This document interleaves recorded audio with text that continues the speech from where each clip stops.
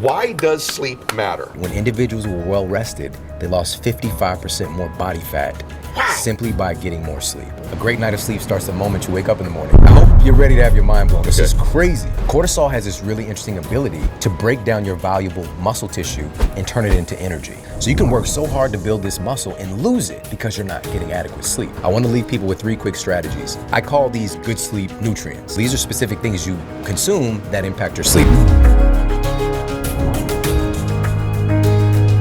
Welcome back to Max Out with Ed Mylett. We've got a wonderful program for you today with a guest that I've been chasing down here for a couple months, and I finally locked him in here at the house. And so this gentleman to my left hosts the #1 podcast on all of iTunes in the health space called the Model Health Program.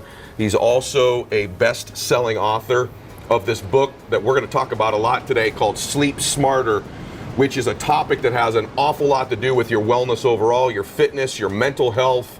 Your ability to perform in business is a topic that's understudied, underappreciated, and this is an expert here on all wellness, but particularly sleep as well. So I have the great Shawn Stevenson with me here today. Very nice to be here, Ed. Great to have you. Like, really, really excited about this. So Shawn is, as I told you, he's not only written this book, and he's an expert on all areas, really, health and wellness. He's a nutritionist, too, by trade. And he got into kind of the nutritional space. It's interesting how you ended up getting here, right? Yeah. Like, this theory I always tell everybody is life happens for us, not to us, right? Yeah. And you had a really interesting situation happen to you. So when you were in college, this sort of got you into this space, right? Yeah. Something happened to you in college where you ended up getting diagnosed. Am I right about this? Tell them a little bit about what happened and how you ended up even getting into this space. What'd you get diagnosed with? So I was diagnosed with the so-called incurable spinal condition, degenerative disc disease and degenerative bone disease. And so when I was 20, my physician at the time told me that I had the spine of an 80-year-old man. 80-year-old? Yes, not a healthy 80-year-old, because there's some 80-year-olds out there who were like killing it. Right. But I wasn't one of them. You know, my spine was, I had 2 ruptured discs, my L4 and L5S1, and so that was causing this sciatic pain. Do you know how you did it? So I thought it was some kind of trauma. You know, just from school, work, lifting weights, whatever. I didn't know, but it was because of the degeneration and instability of my spine, because the tissue of my bones and my disc were so brittle, basically. So there was something technically genetic with it. That's the thing. And so that's one of the things we're going to talk about as well. You know, what we've been studying for the last decade plus is something called epigenetics. And so this is looking at control above your genes. And so just because you have a genetic predisposition for something doesn't mean that it has to happen. Okay. If you think about a genetic program like this, like I wasn't born with the condition, right? I didn't have degenerative spinal issues when I was 5. Good point. Something happened and turned it on. Yes. Okay. And so for me, it actually started a little bit earlier than that. And this was at track practice. You know, for those who know about the NFL Combine, when I was 15, 16 years old, I ran a 4.5 40. Wow. And so things were looking good for me with college, and I just started having all these injuries. I actually broke my hip at track practice just running because my bones were so brittle. But nobody stopped to ask, how did this kid break his hip just from running? Yeah. And it wasn't until 4 years later when I got that diagnosis. You're kidding me. Yeah. And so were you thinking I may end up in a wheelchair? I may end up not being able to walk? Or? That's exactly it. And I was terrified, and here's the thing, man. A lot of people hear about the placebo effect, right? Where you believe that something is going to happen when you take a medication. For example, there's studies done where folks take a placebo of a cancer pill, like a chemotherapy drug, and they proceed to have their hair fall out simply by the strength of their belief, right? Yeah. A lot of people don't realize that placebos are 33% effective in clinical trials across the board on average. That's crazy. So you have to account for the fact that the placebos are going to have an effect. Sure. And so what happened to me was the opposite of a placebo. It's called a nocebo effect. Nocebo. And so this is where you get a negative injunction that something bad is going to happen. You believe it and you begin to have those symptoms. And so I went from a nuisance of a pain to chronic debilitating pain after I got that diagnosis. And I asked my physician at the time, is there anything I can do about this? And being an athlete, I'm like, let's go. Like, how do we fix this? Right. And he literally was like, I'm sorry, son. There's nothing you can do about this. This is something you're just going to have to live with. My goodness. Yeah. Like a lifelong death sentence of some type. Exactly. And so this really sent my world spiraling, and it took about 2.5 years. And by the way, there's a good happy ending to this, but 2.5 years go by and I'm reserved to literally laying on my floor most of the day. Wow. I was embarrassed. I wore a back brace. I went to a nightclub with a back brace on, man. You know, in college. Nobody wants to date the dude with the back brace. And I was like I was the cool guy, you know. Yeah. And so it just really messed with my identity. I'm sure. And I gained a lot of weight by being so docile. So I gained about 50 pounds. That's hard to picture now. Yeah. You know, this guy's abs are freakish. Just so and you even know growing now. up, like I was the skinny kid in my family, and so, but there's that fat gene, and it got turned on. The fat gene got turned on too. Yeah, and so gaining all this weight definitely slipped into some depression. Yeah. You know, and it wasn't until, and this is really important, but a lot of people miss this, and I know you know how powerful this is. It wasn't until I really hit rock bottom, and I realized like I have a choice to make. I'm just literally I don't care about living anymore. Wow. I wasn't like thinking about taking my life, but I just didn't care. Yeah. I just got to that point, or I'm gonna do something about it. And I decided to get well, and most people never do that. It's more like wishful thinking. We'll see what happens. I'll give this a shot. I hope this works. I'll give this a try. I decided no matter what, I'm going to get well. And it wasn't like, a unicorn came out, the clouds parted. Like, it wasn't that kind of a moment, but I felt this renewed energy, like I'm gonna figure this out. And I'd actually gone to school initially pre-med when I first went to college, but I actually hated science. And so I dropped out of that, and it's because of a movie, Boomerang, with Eddie Murphy. I don't know if you remember that. Of course. I got into marketing, and so I was like, this is what I'll do. But fate had other plans for me, brought me back to science. And so when I was in college, we were taught pharmacology, right? Yes. If there's a problem, you take a pill. Like, we were taught a lot about sickness. We weren't taught about health. Right. So I decided to learn everything that I could about health, and I became just obsessed. Yeah. And long story short, 6 weeks later, after making that decision, I lost 28 pounds. The pain I've been experiencing for 2.5 years was gone. 9 months later, I went and got a scan done of my spine. I regenerated my tissue. My 2 ruptured discs had retracted on their own. Oh my gosh. And I got my life back. Not back. It was better than it ever been. It was better than prior. Yeah. That's amazing, because there's so many people, I think, that are watching this that they get to that point too where they just don't care. Yeah. You're at that point where you just don't care. And learned helplessness. Learned helplessness, exactly right. And that the power, like, really, this is an oversaid thing in sort of the personal development world, but like the power of making an actual real decision. Yeah. I mean, a real one, which is what you did, literally altered your life. Done. And it was really interesting because if you look back in hindsight, always life happens for us, not to us. It's interesting because your whole wellness background and nutrition background, and obviously this debilitating diagnosis prepares you for being the number one guy in this space now, right? This is the number one guy in the nutritional health wellness space in the entire internet, in the entire world, number one guy, right? But it's also interesting that the marketing thing helps you too, because you got a program, you got a market, Exactly. right? So if you didn't take the marketing detour, maybe the podcast isn't as big, maybe you haven't helped as many people as you've helped. I like to say life qualifies you, right? Life like doesn't call the qualified, life qualifies the called. And so it wasn't my intention to do this work, but life was really qualifying me, because not only, once I had this experience of something so-called incurable, no longer being a part of my life, when I would hear other people say, cancers, diabetes, heart disease, that these things were incurable, I could take a firm stand in knowing, like, whatever created you, to think that something's outside the power of actually being able to heal you from whatever this is just stupid to think that something is incurable. I want to tell everybody something about this, because this man's obsessed with health.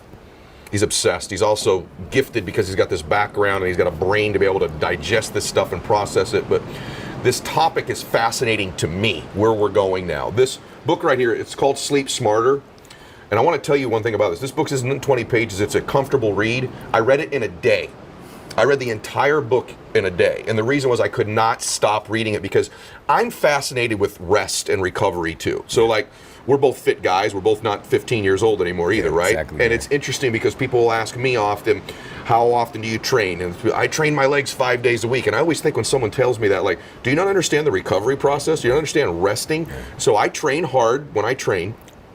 But I think one of the reasons I'm relatively fit is that I rest and recover with my muscles too. I didn't think about it though through the prism of sleep.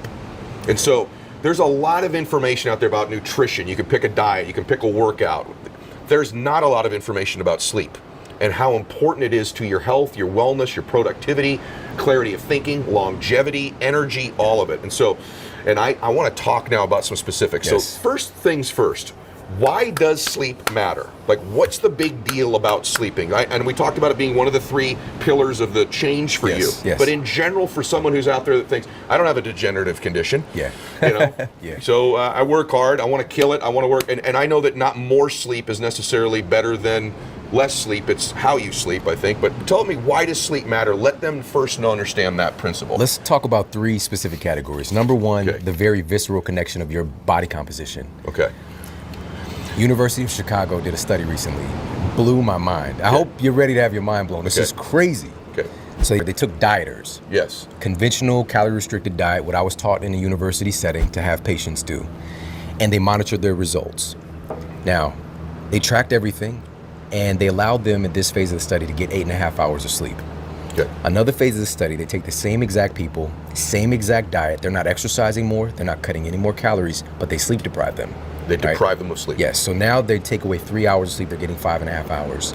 At the end of the study, they compiled all the data, and they found that when individuals were well rested, they lost 55% more body fat simply by getting more sleep. Wow. Right? Now, I'm telling you, and we mentioned this when we were talking, but my book is called Sleep Smarter, Not Sleep More. Not sleep more. Right. It's really, the longer people sleep, they're gonna have a tendency to hit the sleep cycles accurately. You don't need to do that. There are people who are getting 6 hours of sleep that are crushing people that are getting 9 hours. Okay. But this is just an example of like how much sleep matters. Okay. The question is, it should be, how is that possible? Correct. Right? Yep. So here's why. Number 1, I mentioned human growth hormone. Yes. This is a very anabolic, muscle-sparing, energizing hormone. So kids have a tremendous amount of They HGH. OD on it, right? This is why they're running around crazy, have all this energy. Right. And so when we get around 18 to 20, we have a pretty noticeable drop, in the clinical research in HGH.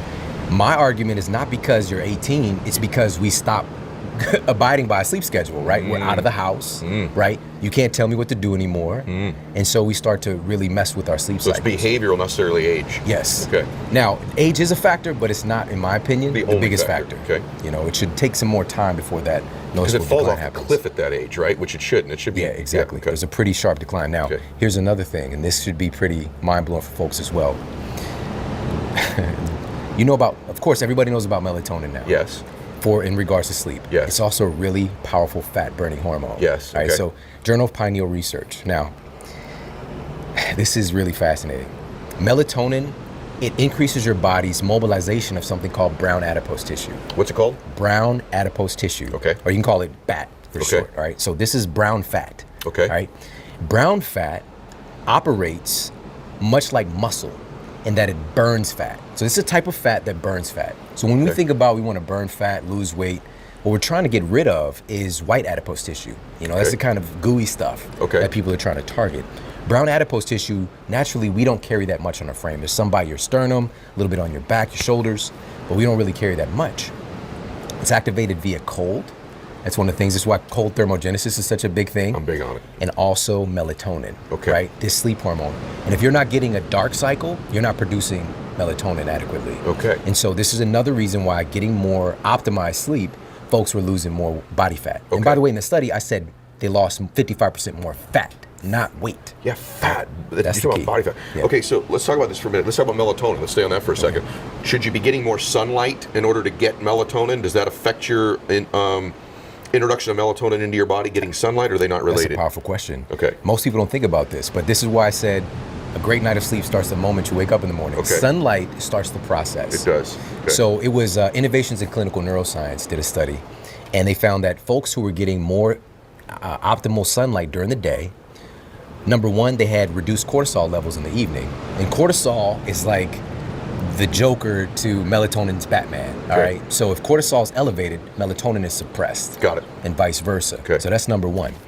So they found that cortisol levels were lower at night. Tell people what cortisol will do to you if it's elevated. Man. This is another reason that study was so profound is because of the impact of cortisol when they're getting more sleep. Cortisol has this really interesting ability to break down your valuable muscle tissue and turn it into energy, turn it into glucose. So you can work so hard to build this muscle and lose it because you're not getting adequate sleep, right? Okay. And so it's a process called gluconeogenesis. And it's a stress response because when you're in, cortisol is kind of glorified stress hormone. Yep. It's not a bad guy. It's just when it's produced in the wrong amounts and at the wrong times. Okay. All right. So gluconeogenesis, that's glucose creation. Okay. Break down your muscle tissue, and muscle is your body's fat-burning machinery. Yes. That's the thing. This is why people who carry more muscle in their frame naturally just burn more energy. They burn more calories. Okay. It's such a valuable commodity that you will lose or have to continuously work harder to maintain if you're not getting adequate sleep, and that's really the key. So cortisol. Now, sunlight does another really interesting thing. So it increases your body's production of serotonin. Okay. And everybody's probably heard of serotonin now. It's kind of this feel-good neurotransmitter. But serotonin is a precursor or opening act for melatonin. Okay. So it's converted in your body into melatonin. So if you produce adequate serotonin, you're going to be doing pretty good in that melatonin department. Okay. So that's a big reason why we want to control our sleep. Now let's get into the sleep. Actually, I don't want to get to the sleep environment. I want to go through one more thing. There is an effect that I've never thought of when it comes to wellness and even sleep and the melatonin factor, all that into one, which involves your gut. Yeah. So can you just, and by the way, what I don't want to do, there's so much in this book. There's 21 essential strategies in here. We're going to touch on like 3. You got to read the book to get the rest of them, right? But involving that, talk a little bit about gut health and how that affects all of this as well. I just want people, because for me, it seems to me lately, the more I'm reading about all wellness, all health, more and more of it seems to start to get tied to the gut. More and more things seem to be messed up in that area in most people that cause dis-ease in their body, so to speak. So can you speak to that just for a second? Oh man, it's an absolute epidemic, you know. Towards the end of my clinical practice, you know, we've seen so many cases of Crohn's and colitis and, you know, IBS. And, you know, it's really somewhere that I shifted my focus in my practice. Today, we're not going to be able to break down literally what's going on with the microbiome and how to fix that, but we're going to relate this to sleep. And so your gut is actually, when we talked earlier about melatonin, right? A lot of people, I know I was shocked to find this out. I had no, when I was taught this in school, you produce melatonin from your pineal gland, end of story. But it's just not true, right? Which is in your brain. You have 400 times more melatonin in your gut than you have in your brain, right? And they did a study and they actually were doing pinealectomies, so taking the pineal gland out, and the levels of melatonin still remain stable. Okay, so there's something missing in our communication about melatonin. So sleep in many ways starts in your gut. It does. Right? And so there are interchromaffin cells that are in the gut that are producing kind of sleep-related hormones, neurotransmitters. And so here's another way that this matters. This was a really interesting kind of curveball that I saw, where we've got serotonin, what I talked about earlier, which is the precursor to melatonin. So I don't want to lose people here. I'm with you.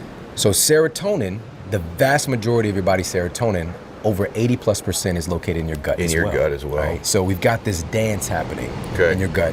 And it's related, and this was our research coming from UC Berkeley and also Caltech specifically, looking at how certain bacteria in your gut communicate with cells that produce these sleep-related hormones and neurotransmitters. So to put a bow on this, we have to take care of our gut microbiome, right?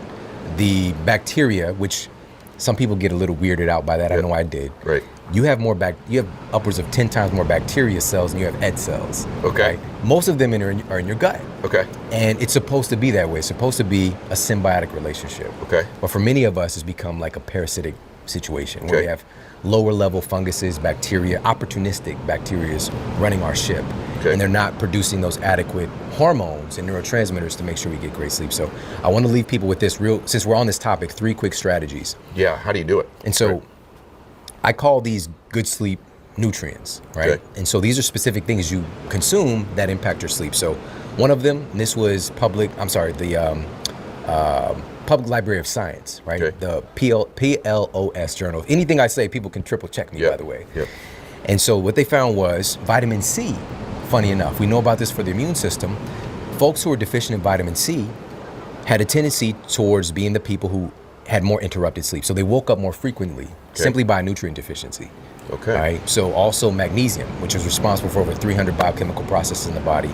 It's a huge component of sleep. And so when magnesium is deficient, which is the #1 mineral deficiency in our country today, you're going to have interrupted sleep or lower quality sleep. And lastly, as far as taking care of the microbiome, we just have to really, this is more about avoid the things that kill your gut bacteria. So processed sugar, for the most part. I'm not saying you can't have a pancake. Of course, right. At some point, but that needs to be in the exception, not the rule. Okay. Because you're feeding the opportunistic bacteria. Okay. Chlorine, you need to be mindful of that. Okay. Right. What has chlorine in it? Our water. Okay. You know, if it's tap water. Okay. Right. Chlorinated water. It's used as. And by the way, I would rather have chlorine in the water than drinking, recycled sewage. Right. Sure. And so a lot of people don't realize, like, 40 million households across the U.S. were tested, and they found not significant amounts, but trace amounts, but enough to freak you out, of chemotherapy drugs, of antidepressants, of heart medications. The question is, why would this be in our drinking water? Yeah, right. This is literally coming through 40 million Americans' tap water, and it's because people are the cycle. People are pissing in the water, and it's eventually kind of making its way back to your house. So I want chlorine in the water. Right. If we're doing the practice that we're doing now, which I think it could be improved. But bottom line, chlorine is an antibiotic. Okay. All right. It kills stuff. Yeah. So you need some in there. Your microbiome, guess what? Yeah. These are bacteria. So that and I'm not saying you need some. I think that there's a better way we can go about treating our water. But if you had to decide, take the chlorine. Take the chlorine. So those of you that are listening, you're more simple. You got these onins, right, that are controlled in your gut. And one of the things, if you're having a hard time sleeping, is you need to check your gut health. And you need to read the chapter in his book on gut health, because it is directly related to your serotonin and your melatonin in your body and helping you sleep at an optimal level. Let's continue to talk a little bit more about sleep. And so a couple tips you have for sleep that I love is being cool.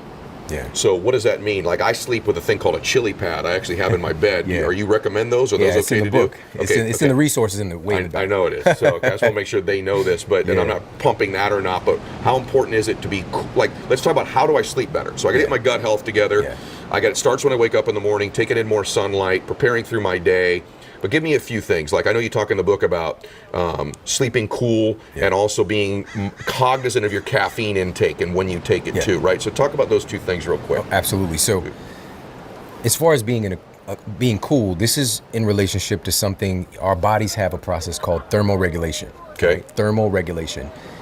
When I was in school, again, this is the miseducation of Shawn Stevenson, right? Yeah. So in school, we're taught, optimal human body temperature is 98.6 degrees, right? Yes. But your body temperature changes a lot through the day. Like, if I was to track your metrics, take your temperature, test your blood sugar after a great workout, we can get you diagnosed with something. And all you did was just do a great training session, right? Okay. So your body temperature changes a lot. And during the evening, there's a natural drop in your core body temperature to facilitate sleep. There's a correlation of release of certain neurotransmitters and hormones related to that drop, right? So if your environment is too warm, your body has to work harder to try to cool itself, and it can basically throw a monkey wrench in that process. Okay, so cool down. So how do you get cool? Use a chili pad or not have too many blankets over you? Is that? Yeah, the basic thing is, we live in an environment today where we're very fortunate, where we have a thermostat, right? Yeah. And so researchers conclude that it's approximately right between 62 and 68 degrees is optimal for sleep. And so I got to tell you, along those lines, at least for me, I think I took caffeine in too late at night. The other thing for me is when I bought this chili pad, I could not get over how much deeper and better rested I felt that when I woke up, when I was cooler, when I slept. I couldn't. That one thing alone was and almost everybody I know who uses one, or at least is cognizant of temperature in the room, says that's a huge thing when it comes to rest and sleep. It can be that sleep. one thing that's game changing. So I'm going to back this up by studies, right? Okay. So there was a really cool study that was done on insomniacs, all right? So these are people with chronic sleep issues. Yeah. And what they did was they put them in these thermosuits to drop their skin surface temperature just 1 degree. Okay. At the end of the study, they compiled the data, and these folks were falling asleep and staying asleep just about as long as folks who did not have insomnia. That's awesome. So you've got Ambien, or you can cool your ass off, right? And so what about caffeine? Talk about caffeine. Caffeine, wow, yeah. So full disclosure, I love caffeine. Me too. All right, I'm a fan. Me too. But it's how we use it in our culture, and it's been used for thousands of years. It has a really interesting resonance with the human body. And so caffeine, so let me just first of all start with the study. So they took individuals in this study to find out how caffeine specifically affects sleep. They gave them caffeine literally right before bed, 3 hours before bed, or 6 hours before bed, and tracked the results.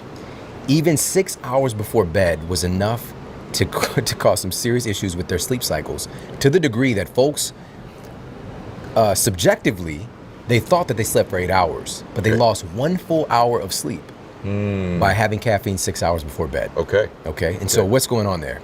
Caffeine has a half-life. It's called a half-life of about 8 hours on average. All right. So this means after 8 hours, you say if you have a 200 milligram cup of coffee, 100 milligrams, half after 8 hours, are still active in your system. Okay. And that can keep your nervous system pretty lit up for a lot of people. So, and it depends on your metabolism for it. Sure. Everybody's kind of unique, but in general, I recommend if you're gonna have caffeine, have it earlier in the day, early afternoon, especially in the morning. Okay. Give your body time to metabolize it, process it. Okay. And with some folks, that might be the thing that they need to avoid completely because they might not have an efficient metabolism. Okay, let's talk about two more things when it comes to sleep. This is wonderful, by the way, because even for me, like my caffeine intake is too late in the day.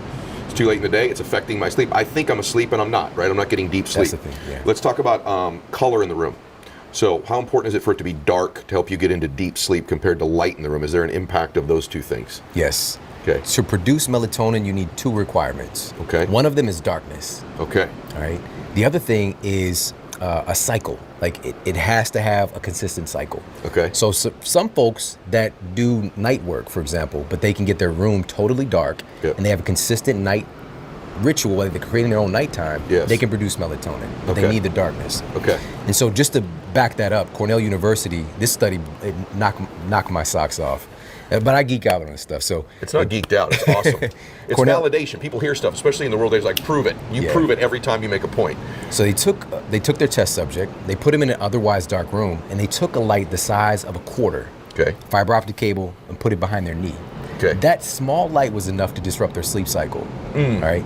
But we need to take a step back here, because when people keep hearing me talk about sleep cycle and sleep smarter, not sleeping more, it's really about optimizing those sleep cycles. So what does that mean?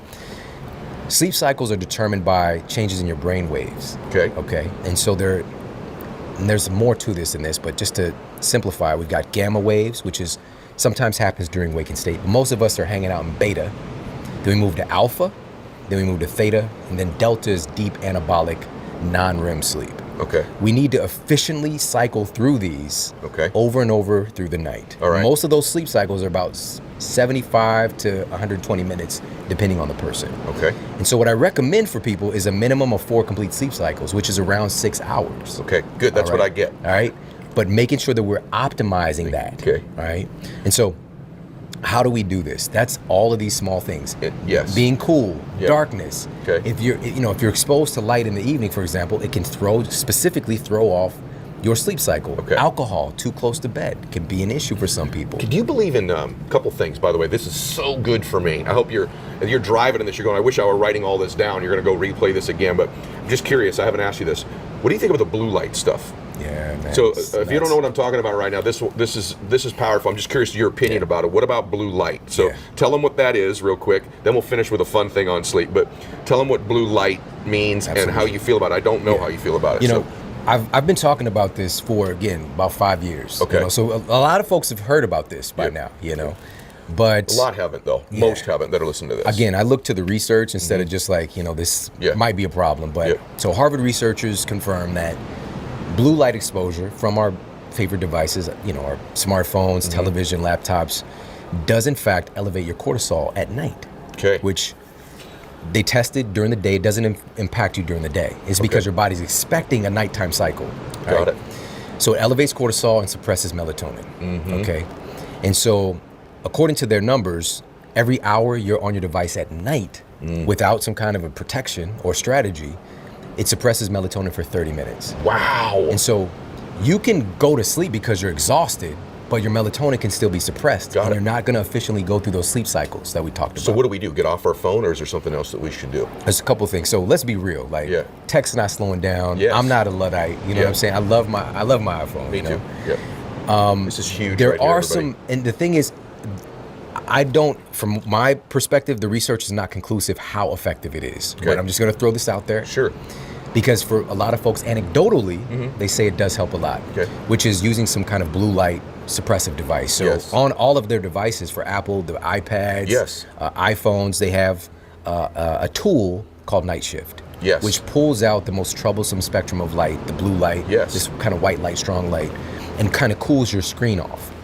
And so you could just set that on, set it and forget it, Okay. you know. And then for your laptops, desktops, there's a tool called Flux. It's totally free. You just go to Dr. Google, type f.lux, and I've been using it for about 5 years. What a great tip. And I do want to say this to you. Both those devices work. And the other thing is really trying to get off that device within some window before your sleep, not just for the melatonin factor, for the deep sleep factor, but also for quieting of the mind factor. Yes. If the last things you're doing before you go to sleep are worrisome, stressful, task-related things, it's just much harder to get to sleep when you're doing that. So I try to give myself some runway before I sleep, and I know that you do too. Here's the good news. This is adult time, by the way, the next 90 seconds. But Before we get to that, since we're talking about the mind, I got to throw this in there for people, because there are a lot of people listening to your show who want to be optimized in their performance, in their focus, in their energy.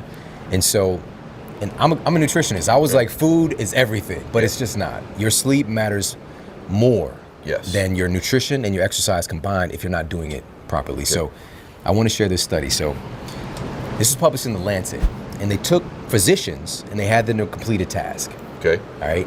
Sleep deprived them, had them come back and do the same thing. Here's what happened. They made 20% more mistakes doing the same exact thing. Okay. And it took them 14% longer to do the same exact thing when they're sleep deprived. And this is not uncommon in the world of physicians. And it's not uncommon in our world, right? So there's a big difference between doing work and being effective. Sure. And we're taking away so much of our effectiveness because we're sleep deprived. UC Berkeley did brain imaging scans, actually looking at what happens in our brain when we're sleep deprived. Just a short sleep debt of 24 hours, right? And so the first thing they saw was a cooling in the activity in the prefrontal cortex. This is the part of your brain responsible for decision making, social control, distinguishing between right and wrong. That part of the brain literally starts to turn off, right? And correlated with an activation in your amygdala, right? This is the more primitive part of your brain that's responsible basically for your fight or flight system and is concerned about survival of self, right? Yes. This is when you'll tend to say something you don't really need to say. You'll make decisions. You'll hook up with the person you weren't. You know, like a lot of decisions happen with your food choices, right? When you're sleep deprived, when you're tired. True. Nobody, tell me if I'm wrong. I've never heard one person who's up 2 o'clock in the morning, binge watching on, you know, Game of Thrones, and they're like, broiled chicken you know and what? Yeah, can you throw me some broccoli? Right? I've just got it craving. This is when you go get the cookies and the ice cream. You know, like it never happens. You know. So thank you for sharing that, by the way, and that's an absolute fact. You're so right about that. By the way, that's just 24 hours of deprivation too, right? That's not weeks or months of it like some of us are going through. And so we're going to talk about this adult time. Here's the good news: before you go to sleep at night, there is one thing you can do to help you sleep deeply that everybody would enjoy doing. This is for you adults out there. So tell them what that one thing is that can help you sleep. So, listen, you know, there's this term in culture, right? In the movies, right? Somebody's sleeping together. Yes. Right? I was like, when I was a kid, I hear that. I was like, but you're not sleeping. Right? Well, come to find out, your sex life has a huge impact on your sleep life, and vice versa. Your sleep has a huge impact on your sex. Okay. And so when you have an orgasm, you release a cocktail of chemicals that all improve sleep. All right. So oxytocin, for example. Oxytocin has a direct correlation to reducing cortisol. All right. So we talked about how cortisol can be a problem with your sleep. Oxytocin knocks that right out. Okay. Prolactin is another really interesting one. So there was a study I cited in Sleep Smarter, and this was done on laboratory animals. And so they injected them with prolactin, and they become sleepy immediately. Okay. Right? So when you have an orgasm, you produce prolactin. Now, here's a little fun fact. When males tested, when they have an orgasm by themselves versus having an orgasm with their partner, you release 4 times more prolactin with a partner. With a partner. Good than news. you do by yourself. This is why I guess, you know, somebody masturbates and they're like, go eat a bowl of cereal and watch cartoons or whatever. Versus, you know, you're with your partner and they're like, you know, you're sleepy all the time, when you have an orgasm. So we've got that. We've got norepinephrine, on and on. Norepinephrine is a player in optimizing that sleep cycle we talked about. It's related to REM sleep, right? Okay. And REM sleep is where you get your dream on, but also REM sleep is responsible for something called memory processing. Okay. This is where your experiences, even from today, what people are learning about, it gets converted to your short-term memory. Okay. And that's one of the places that really gets hit hard with sleep deprivation, and also, you know, drinking too close to bed. By the way, I got to throw this in here. So alcohol does in fact help you fall asleep faster. Period. End of story. Bar none. The small issue is that it creates something called a REM rebound effect. So this since you're processing memories while you're sleeping, this is why you can have that experience. I know this will never happen to you. Yeah. Where you wake up, you don't really remember what you did. Don't even right? Yeah. When you might drink a little bit too much, right? And this is because your REM sleep is disrupted. And so also this is why we have this concept of a hangover. It's not because you didn't sleep. It's because your REM sleep was so disrupted. Your sleep cycle, period. Okay. Right? And so what I recommend people to do is not to not drink. It's just like employ some simple strategies. Make sure you're getting hydrated. Yes. Right? Nature's solution to pollution is dilution. Right? Okay. So drinking some water to help dilute, support your liver. Maybe have a little bit of a curfew. Give yourself maybe, an hour or two before you go to bed, when you finish drinking. Just small things. There's several things you could do to not turn your life upside down, but still. And the big thing is have a big O before you go to bed at night, and even better is do that with somebody else, and you get 4 times the hit. Right? There you go. I love that. That's that's so good. Such good news for so many of you out there. I give you another reason to have that conversation with your partner. I know you have a headache, but we want to sleep deep tonight. So get off your phone 30 minutes. Exactly. Hopefully, all this stuff is related. Yeah. The wine does help, but I get your point about the wine. So, okay, I'm with you on that. So this has been awesome. So what I want you to do, number one, is I want you to get Sleep Smarter. I want you to get the book. We've talked about this enough times. Here's how popular this thing is. On Audible, this is 2 years later. This book is still the #2 seller on all of Audible last month. So that's a credit to you. It's such a powerful topic. Mind-blowing. And you're such an expert on this, right? I want to finish up, though, with winning. So obviously, this is such a huge thing because sleep is tied to all of it. But now I want to kind of finish with you, right? Because you're this expert. You're obviously incredibly articulate. You're doing something, you're chasing in your life your real passion. Like you're obsessed with wellness. You're obsessed with health. So I think that's one of the reasons you're just so incredibly successful, right? But there's more to it than that. So if you were talking to this audience, this is someone who's built this incredible practice. It's not by mistake you're the #1 person in this space, right? Like that's not number 19, which would still be pretty damn impressive, right? But #1 in this space. So you become the best in the world at something. Like, how have you done that? Like, talk to someone about becoming elite, becoming an elite performer, getting to the top of something. Is it just that you've chased your passion, or are there other things in there, the way you think, the way you process information, your identity? Like, what would you tell someone listening this has been the key, some of the keys to you becoming you? Wow, that's a powerful question. Yeah. The first thing that's jumping to mind is, when we go to school, we're taught what to learn, right? We're not taught how to learn. Okay. And so I'm a big advocate, and what I've done is finding a way to learn faster, right? Becoming somebody who's able to assimilate information. And here's what, I'll just tell you how I do it. I haven't really shared this before. That was my next question. How do you do it? So whenever I'm reading a study, whenever I'm reading a book, I'm thinking about how can I teach this, right? Okay. As I'm consuming the information, because it's not about me. Wow. You know that I do that too? Keep going. But I do that too. I didn't know I did it, but I do. You cannot do anything of great success if this is about you. And so my passion is not about learning and being great in this field. It's about helping people and changing that story. Like, I want to make sure that, it breaks my heart. Look at you. You just changed right there. Just changed you. You're good. Keep going.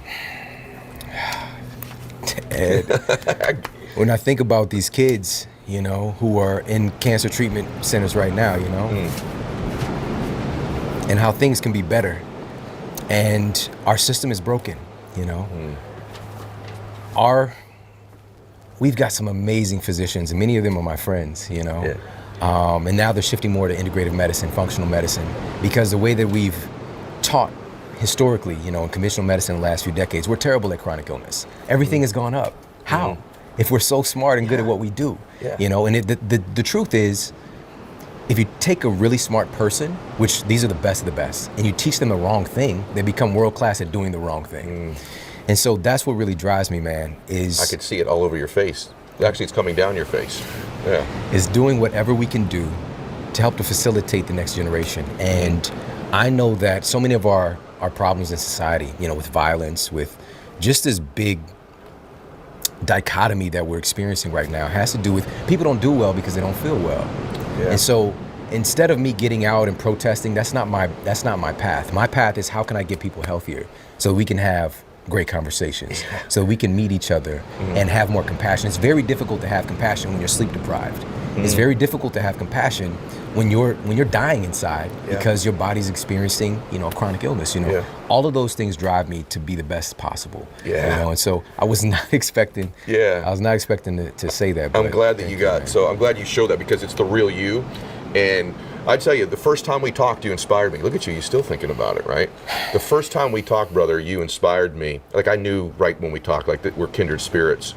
And I want to thank you for today, but really not for today. I want to thank you for the last 10 years of your life, the work you've done, and what you're going to do the next 10 years. By definition, brother, you're really a world changer. Like, you change people's lives. Like, think about that. This guy starts out, he had a real interesting upbringing that we talked about a little bit, where he was raised in a pretty good environment, then a really bad environment, then he gets this degenerative disease, and you turn this life-altering, for some people would be life-ruinous diagnosis, into not only you turning around your own life, but then you've inspired and helped millions of other people get well and change their own lives. And I hope that Shawn gives you hope and gives you inspiration, that if you chase your passion in life, if you learn to learn faster, if you think about learning things in order to give to others, all these great keys he's given you, and you get that kind of emotion on your face about what you do in your life and the difference you make, you can be a world changer just like this man right here to my left. And so I don't want their relationship with you to end today, because I want folks to get well and healthy. And I know science changes, information changes, and if you're following him, you'll be on the cutting edge of wellness and health and energy for the next decade if you follow Shawn. And so they can find you at your podcast. It's called the Model Health Show. The Model Health Show. And then on social media, how do they find you? Are you under Shawn Stevenson? Is there any underscores or anything like that? Type me in, you should find me, but I'm at Shawn Model, SHAWN Model. Shawn Model on social media. I mean, really, thank you for today. Like, I told you, read this book in one full sitting without putting it down. And then, like, today, we could have gone 3 more hours, because everything you say, you back up with studies, you back up with facts, but it comes from this heart, man. It comes from this place of passion. So God bless you, brother. Thank you. All of you that are listening, thank you so much. Appreciate it. Really enjoyed it. Those of you that are listening, always ask you, I bring you the best people in the world at what they do. I just brought you the greatest in the world when it comes to health and wellness, and particularly in sleep in this endeavor. Go get his book. And in my case, if you're watching this on YouTube, make a like, give it a comment. And if it's on an audio podcast, please, anywhere you are, give it a review. It'll help it move up the rankings. I sure would appreciate it. God bless you, and max out, everybody. Hey, if you like this video, make sure to check out this video right here. Human growth hormone, our greatest secretion, or skeet, of the HGH happens during sleep. And specifically during that first stage of sleep, when we go for the first time into deep delta non-REM sleep. That's when we're producing HGH.